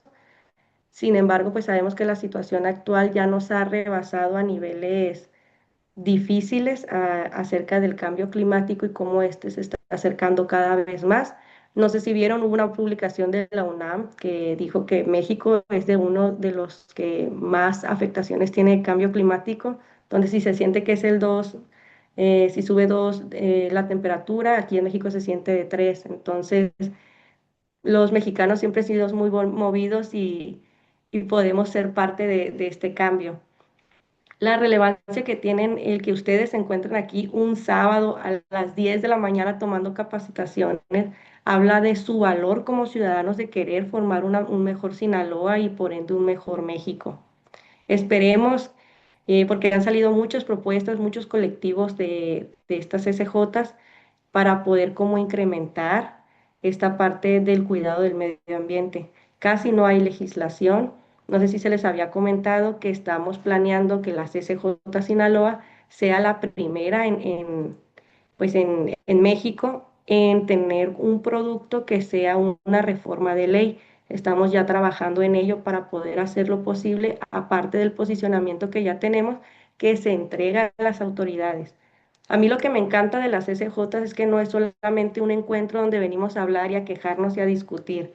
Es un lugar en donde se viene a trabajar, se tiene un producto y se lleva a las autoridades correspondientes. Eso es realmente nuestra labor como ciudadanos, empezar a capacitarnos, empezar a alzar la voz, llegar a nuestros espacios y saber que como ciudadanos tenemos un derecho, el derecho a expresarnos y que lleguen y que las autoridades puedan escuchar estas problemáticas o nuestros cuestionamientos.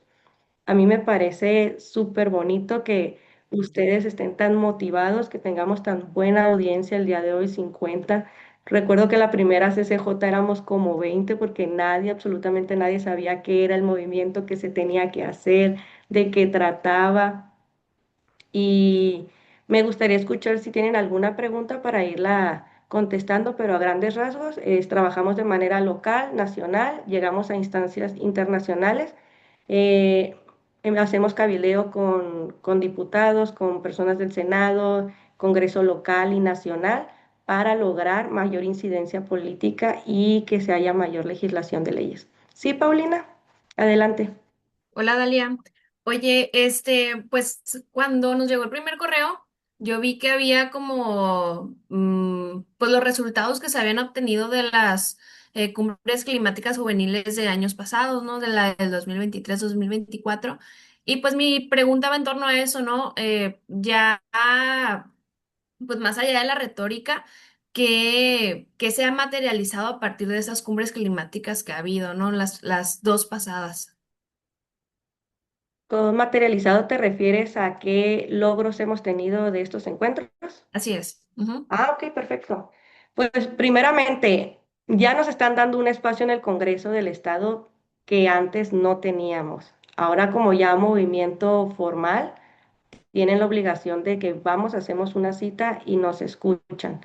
Llevamos nuestro posicionamiento y los diputados lo han utilizado no nada más en el Congreso, sino también en los municipios como una demanda de qué es lo que quieren las juventudes. Eso ha sido muy padre porque a partir de eso, como te comenté, se han generado colectivos que dicen, vengo de una CCJ Sinaloa, observé esta problemática en mi comunidad y quiero empezar a tratarla. Van y buscan apoyo de sus municipios y los han apoyado con sus proyectos.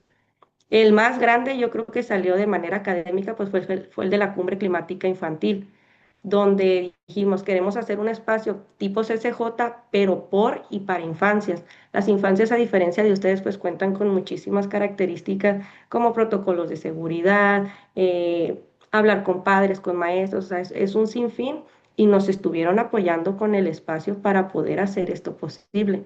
De hecho, queríamos hacer otra infantil, pero pues la situación del Estado no nos lo ha permitido y con los niños es muy difícil trabajar remotamente estas temáticas porque siempre necesitamos como una persona mediadora. Entonces te puedo hablar de esto y de infinidad de proyectos, pero antes no teníamos una visualización. Ahorita ya muchos de los que son ahorita encargados de la CCJ en ediciones pasadas les hablan ya como especialistas para estar trabajando en gobierno o tenerlos como asesores para representación de las juventudes en las tomas de decisiones. Entonces, creo que han sido pasitos pequeños, pero muy significativos y lo importante siempre está para adelante y ningún paso para atrás. Adelante, Andrés. Plebes, también esto que se ha venido trabajando, pues yo voy incorporando este año como parte del equipo organizador. El año pasado fui como ustedes, un delegado.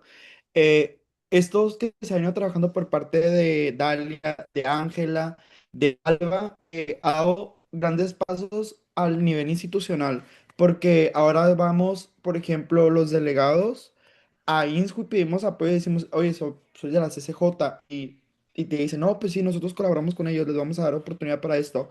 O universidades como el Tecnológico de Monterrey también nos han brindado espacios. De hecho, el año pasado ahí nos tocó hacer la cumbre.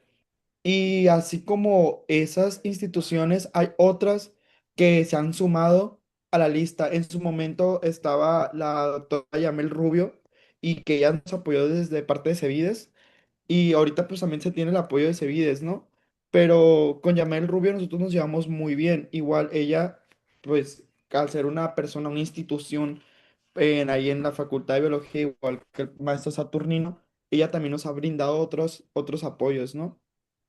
Sí, Y igual así también la Secretaría de las Mujeres, no habíamos tenido la oportunidad de participar con ellos en ediciones pasadas. Este año se sumó porque busca visualizar el papel de la mujer dentro de la acción climática. Sabemos que las mujeres somos las jefas del hogar en muchas ocasiones y venir a acumular una problemática ambiental es venir a incrementar su carga laboral. Son las encargadas de que si en una comunidad no hay agua, ellas sean las gestoras de ir a buscar el agua. Entonces, también tenemos que ver el cambio climático y género y hemos también buscado muchos apoyos.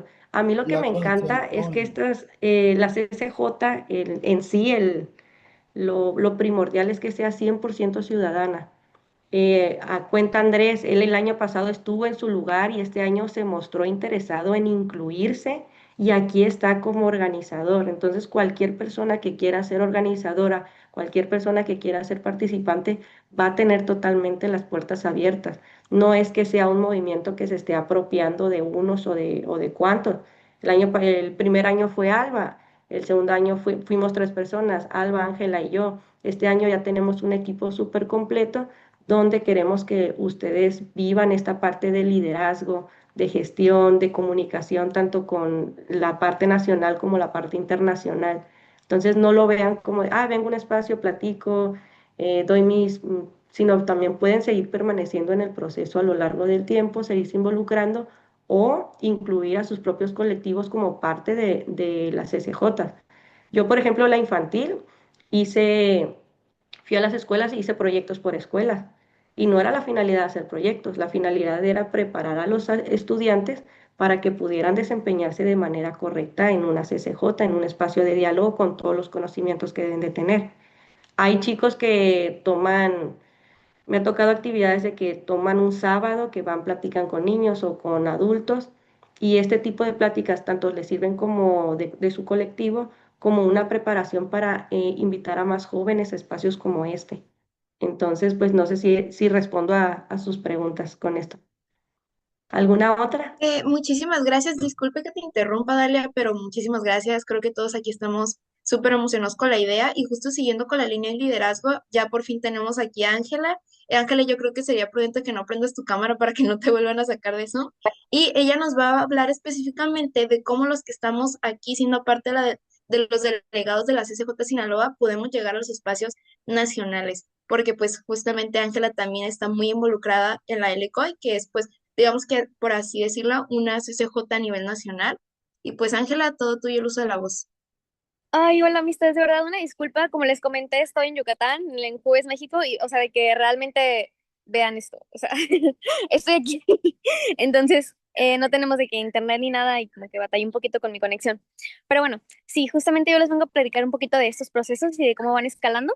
Y creo que Dale ya les comentó un poquito como sobre la CCJ y así. Pero, o sea, por ejemplo, aquí la CCJ, bueno, allá en Sinaloa, pues comenzó solamente con Alba, que tenía como la inquietud de empezar a movilizar todas estas juventudes, y pues entramos. Y entonces justamente Dalia y otras personas y yo estuvimos como que eh, fuimos seleccionadas para ser representantes en la Cumbre Climática Nacional, que esta es la del ECOI. O sea, quiero que comprendan que esto es todo un proceso. O sea, tenemos SJs, tenemos el ECOI, luego tenemos RCOI, COI y COPS, ¿no? Y todos esos procesos se van como juntando. Por ejemplo, la importancia de las SJs radica en que, aparte que tenemos un posicionamiento que sirve para impactar políticas, perdón, me están hablando, que sirve para impactar políticas públicas, ese posicionamiento se lleva a la LCOI y se presenta allá. Entonces, que este año va a ser en Ciudad de México, el año pasado también fue en Ciudad de México, pero ya estamos como trabajando en descentralizar los espacios. Entonces, en la LCOI se trabaja así justo como una CCJ, pero a nivel nacional, y cuando se llevan como todos estos posicionamientos de las cumbres estatales, se juntan en un posicionamiento mayor, que pues es el posicionamiento de la LCOI, y justamente este papelito, este posicionamiento, se lleva a la COP, se lleva a la RCOI, se lleva a la COI, se lleva a la COP, ¿no? La RCOI pues es como a nivel regional de que toda América Latina y el Caribe. Este año pues por ciertos temas no va a haber RCOI, pero esperemos que el otro año ya, para que puedan como vivir esa experiencia. A Isaac y a mí nos tocó ir en el 2023 representando a Sinaloa, y estuvo muy padre. Y después de la RCOI ya se hace la COI y la COP, que la COI es como previa a la COP y la COI es únicamente de juventudes. Ahí las juventudes se reúnen, se lanza el Global Youth Statement de Yungo y ya después pasamos a la COP. Y yo creo que ustedes, o sea, yo les había mencionado que les iba a hablar sobre qué es Yungo. Bueno, Yungo es la circunscripción infantil de infancias y juventudes ante la Convención Marco de las Naciones Unidas sobre el Cambio Climático. Aquí, las juventudes, pues impactamos en todos estos temas igual, pero a manera internacional. Entonces, Yungo, de hecho, es justamente el organismo que se encarga de aprobar todas las LCOIs que va a haber en el mundo y las RCOIs también. Entonces, como que todo lo que vayamos haciendo desde los capítulos estatales, se le presenta a Yungo al final y le decimos de que, mira, aquí está como el posicionamiento que se salió de la LCO de México e incluye todas las voces de tantos estados o de tantas infancias, ¿no? Donde se hayan hecho cumbres. Y yo sé que muchas personas de aquí como que entraron por esa espinita de que vieron que había un viaje, que la LCO y que no sé qué. Y yo sé que puede haber como muchas dudas en el proceso de selección. Y lo que les quiero decir también sobre eso es que eh, estamos trabajando todavía en los criterios de selección porque tienen que ser unificados con las otras SJs que abren en el país. Pero algo que sí les quiero comentar, o sea, como las cosas en las que principalmente como nos fijamos para estas personas que van a ser seleccionadas, pues es obviamente que asistan, o sea, a a la ruta previa, a la CCJ, que estén activos, etcétera, etcétera. Y no sé, o sea, sé que a veces como que comprender este tipo de procesos es un poco complicado. Entonces, si tienen dudas, me gustaría que me las hicieran saber para yo poder contestar como más específicamente.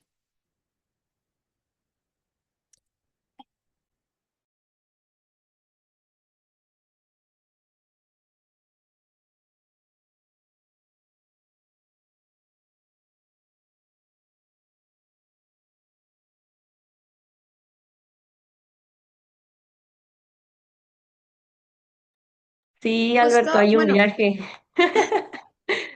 y te iba a decir, Ángela, si pudieras ahondar más en eso, cómo va a ser un poquito de la selección y este año cómo va a ser lo del apoyo, que creo que también es muy importante para que se emocionen más y le pongan más ganas a estos diálogos. Bueno, justamente este año, desde las SJs estatales, bueno, contamos con espacio para 4 personas, 4 delegados y delegadas. En años anteriores habían sido un poquito más, pero pues este año, pues, o sea, como que por espacios, así, aunque al final luego pues, se pueden mover espacios, pero ahorita tenemos espacio para 4 personas que, de Sinaloa, que son las que nos van a representar en Ciudad de México en julio allá en la LCOI. Entonces, como les digo, o sea, de que o sea, uno de los criterios que se toman muy en cuenta es que estén aquí en la ruta previa y que participen. Y o sea, reafirmo que todavía no tenemos como los criterios súper bien establecidos, pero créanme que desde la LCO ya estamos como que trabajando súper, súper fuerte en eso. Ah, adelante, Paulina. Hola, ¿qué tal? Ángela, ¿verdad? Sí, sí, Sí. sí. Ah, ok. Bueno, eh, lo que no me queda claro es de que, pues me dices que hay como un apoyo y ese tipo de cosas, ¿no? Eh, ¿Quién se supone que financia esto? Porque ahorita decías, bueno, decían que es como una iniciativa de la ONU, la CCJ. Entonces no termino de entender como si es como de parte de la ONU, del No gobierno como tal. central o como... No, la CCJ no es un proceso de la ONU, ¿ok? O sea, es muy diferente porque las CCJs, de hecho, son capítulos, pues, estatales que nacieron principalmente aquí en México. México es el primer país en realizar este tipo de cumbres. O sea, hay otros países que tienen como eh, procesos parecidos, pero no son como, no se dicen CCJs, vaya. Entonces, em, no, o sea, sí llega a impactar lo que nosotros digamos aquí, porque les digo, se presenta en la COP y no se hace como incidencia para revisar cómo hacer las OLECOIS el siguiente año, pero no es como de, nosotros lo estamos organizando de que de la ONU así, no. Em, y lo otro es que Ahorita temas de dinero todavía no andamos como que muy bien, pero generalmente las cumbres, o sea, tenemos que buscar nuestro propio financiamiento para mandarlos a ustedes, pero pues no se preocupen, o sea, nosotros estamos como en el proceso de buscar eso. Como todo es 100% ciudadano, Paulina, nosotros como organizadores buscamos patrocinios, ya sea de las instancias públicas o de la parte privada. Y como dice Ángela, como tal, no es de que la ONU está organizando la CCJ, no, somos parte de un proceso, pero el eslabón de la cadena alimenticia, pues, o sea, ahorita nosotros somos como el gusanito y la ONU pues es el león. Y se va a hacer ahorita, por ejemplo, el estar entrando a estas capacitaciones ya cuenta como algún puntaje para poder ser parte a crecer, a ser acreedor de un lugar de esos otro que menciona Ángel. Vamos a hacer todo lo posible para que tengan vuelos y hospedaje garantizados y vamos a ver si ahí surge algún apoyo para también alimentación. Pero pues todo esto es meramente ciudadano, no es de que, ay, aquí les va un apoyo, aquí les va una subvención, una compensación nada más por hacer el evento. Absolutamente no. El año pasado se buscó el apoyo de hospedaje, de transporte, de lugar y todo eso, se tuvo que buscar patrocinios para poder hacerlo. Ahorita por la situación, pues estamos en un entorno virtual, no se ha necesitado tanto apoyo público y privado, pero queremos echar mano para poder garantizarles a ustedes que puedan ir y que tengan todas las facilidades de poder acudir a tan magnífico evento como es el Nacional. ¿Alguna otra pregunta para Ángela? Isaac, corazón, adelante.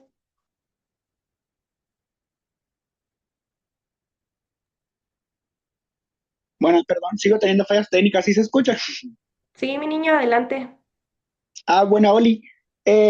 Bueno, también les quería comentar que la idea de que ustedes vayan al evento nacional es para que lleven como las ideas y los puntos de vista que se traten aquí en la CCJ, lo que acordemos y todo eso, y aparte que también trabajen los temas que va a haber en la LECO y en la Cumbre Nacional, porque llegan a ser un poquito diferentes, pero aún así concuerdan.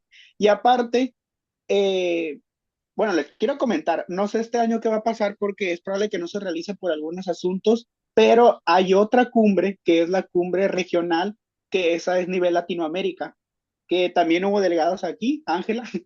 Eh, Este año no va a haber, Isaac.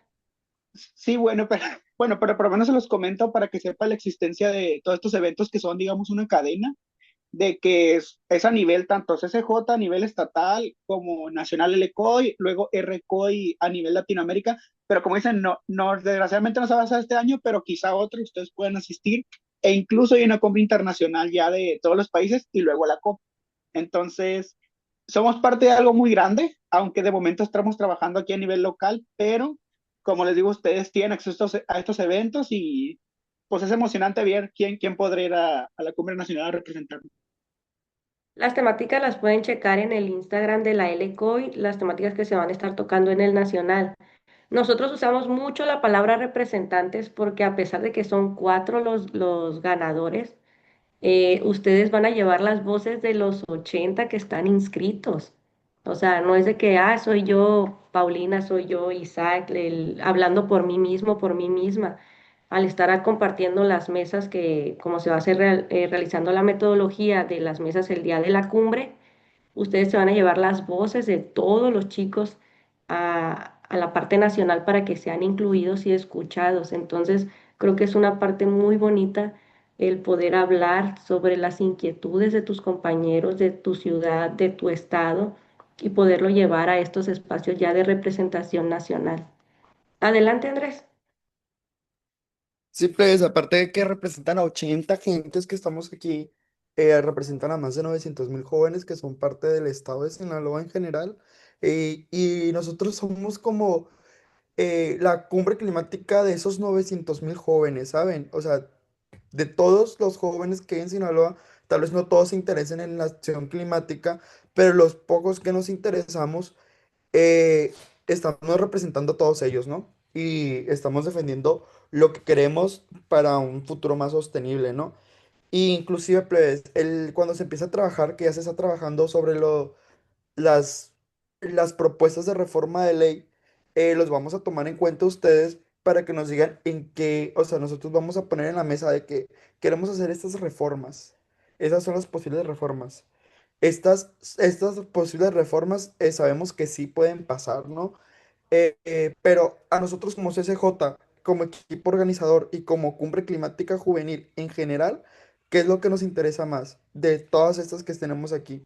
No, pues esta, no, pues aquella. Junto con todos nosotros, porque que son, formamos la CCJ, vamos a hacer posible esto. Y pues ya todo de mi parte, pues. Sí, y es bien bonito, Flash, porque estuvimos preguntando en el Congreso y creo que han sido como unas 10 propuestas por parte de ciudadanos para que se hagan reformas de ley. Casi siempre esa chamba se la avientan los diputados, entonces nosotros como sociedad llegar y presentarlo porque es todo un trabajo, es como hacer una tesis. No sé si aquí alguien ya la hizo o está en proceso de hacerlo, hacer una reforma de ley, y ahí todavía es más difícil implementar una nueva ley. Es un trabajo de una tesis, entonces vamos a tomarlos en cuenta, escuchar sus voces, porque como les digo, en este proceso todo es, las voces de todos importan, no nada más las de unos cuantos para tomar las decisiones. ¿Alguien más? Ah, en el chat Jackie está poniendo los ejes que va a tomar la LCOI por si gustan revisarlos. Dice Pues cooperación.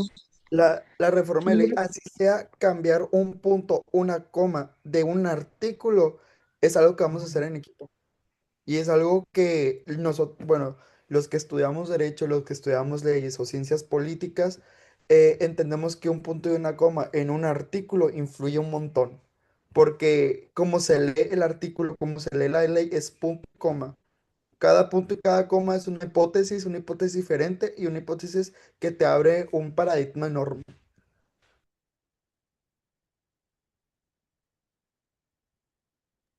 Bueno, gracias, Almaral. Igual en el chat, como dijo Dalia, ya les puse los ejes que se van a tocar este año en la LCOI, pero sí les recomiendo mucho que entren al Instagram de LCOI México porque ahí viene mejor explicado y, ojito, no tarda en salir la convocatoria, pero ustedes no se preocupen, aquí vamos a tener nosotros nuestro proceso interno para que estén muy, muy al pendiente. Igual, si no hay más preguntas, ya para terminar, porque sabemos que esto se alargó un poquito mucho para tomar nuestra foto final y irnos a descansar o que continúen con su día.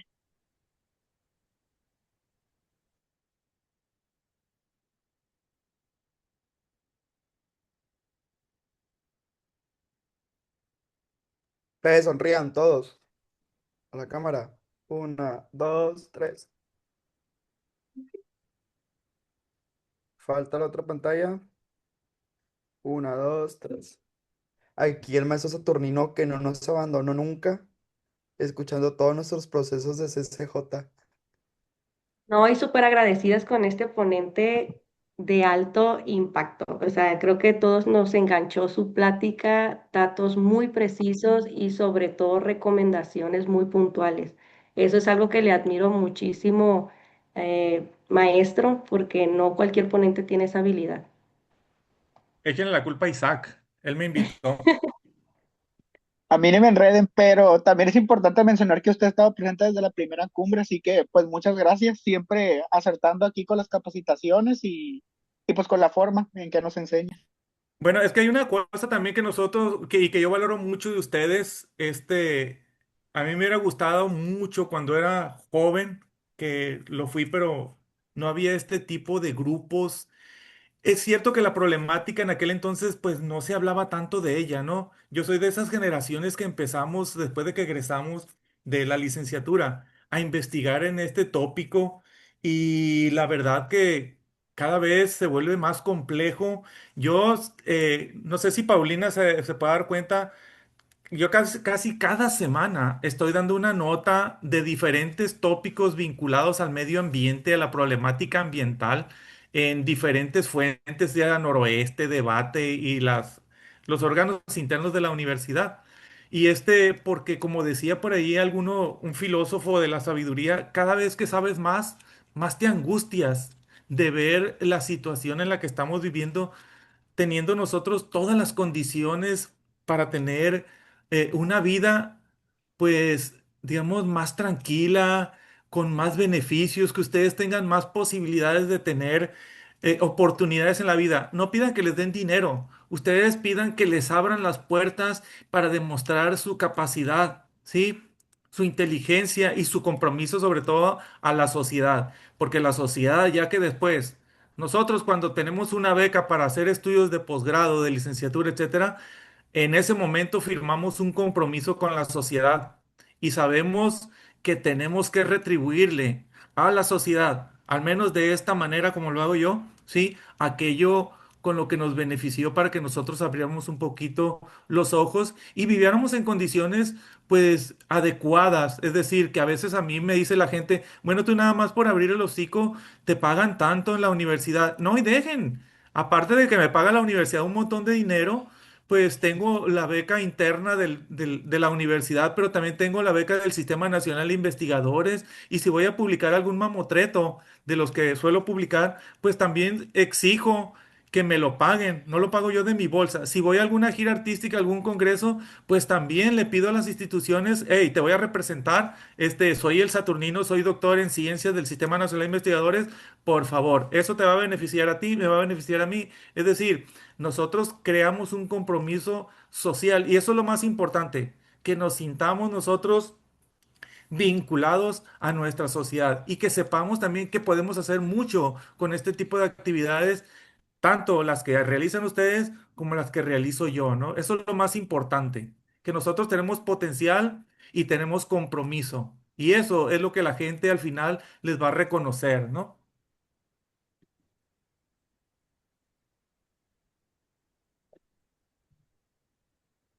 Así es, maestro, empezar a retribuir un poquito de lo mucho y las ventajas que tenemos en nuestra vida es parte esencial como ciudadanos. Poder asistir a la escuela ya llega a ser un lujo para muchas personas y qué bonito que ese sea su pensamiento y su motivación para poder ayudarnos a todos nosotros a encontrar este tipo de espacios de conocimiento. Le aplaudo muchísimo su labor tan importante y creo que todos los que estamos aquí presentes pensamos lo mismo.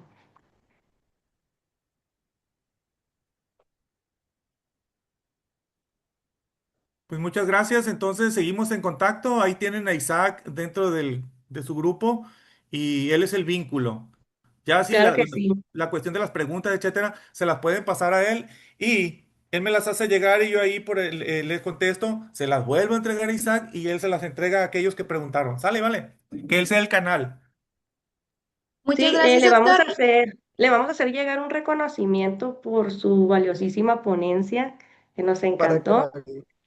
agrega su gran currículum, maestro. Sí, y si la pueden firmar todos es mejor, porque son de los reconocimientos que yo guardo, ¿no? Aquellos donde están las firmas de mis alumnos todas garabateadas, porque después se los recuerdo, mira, aquí estás firmado tú, como le he dicho a varias de las generaciones de las que yo he sido padrino. Sí, lo vamos a hacer llegar por manera de medio virtual, pues en PDF. Pero si quiere que lo firmemos todos y lo imprimimos, y yo personalmente se lo llevo ya a CU. Sale, vale. Muchísimas gracias a todos. Ya se vamos a cerrar la sesión de hoy, el webinar de hoy. Esperemos que se le hayan pasado muy bien, hayan aprendido muchas cosas con el maestro Saturnino y que todas las dudas que tengan de CCJ en general se les haya podido resolver. Igual, si quieren, tienen más dudas, pues en el chat que tienen ustedes con Jackie, creo que es la que se encarga del chat, las hagan llegar, plebes. Y Nomás les voy pues a sin pedir un más que momento nada decir. más. Ah, perdón, perdón. Adelante. Adelante, adelante, maestro. Sí, nada más le voy a pedir un momento para tomar una captura de pantalla, para decir que estuve aquí con ustedes porque después no me creen. Y y me dicen que nada más estoy inventando. Ok, todos sonriendo entonces para que el maestro pueda tomar su captura. A ver. Ahí está, ahí salieron. Muchas gracias. Muchas gracias a usted, Muchas Gracias a gracias. usted, maestro. nos Buenas vemos. tardes. Bonito sábado para Gracias, todos. Nos vemos profesor. la próxima semana. Que tengan buen día. Adiós. Adiós a Bye, todos. pues. Ya son Bye. 10. Cuídense mucho. Nos vemos Cuiden todos, el agua. bye. Bye, Bonito muchas fin. gracias. Gracias. Bye, bonita tarde.